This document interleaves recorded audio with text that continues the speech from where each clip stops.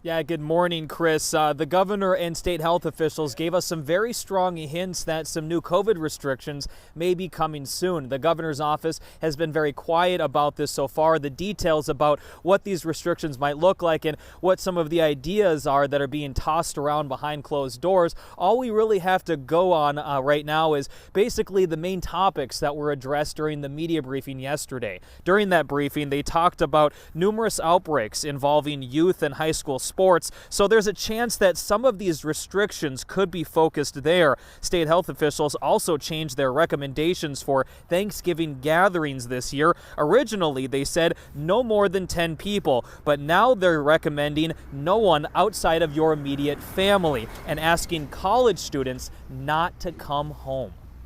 Tempting as it is to just stick with our cherished traditions this year, we really need people to reconsider and, frankly, not gather. That we're fighting against proven mitigation efforts in public health against one another and letting the virus win is simply unacceptable.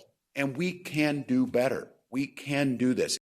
If any of these restrictions will have Now, it's unclear if any of these restrictions will have anything to do with bars, restaurants, or businesses. We're hoping to learn more about this during the governor's briefing later this afternoon. Chris, back to you. Yeah, we'll all be listening to that with anticipation. Thanks, Gordon.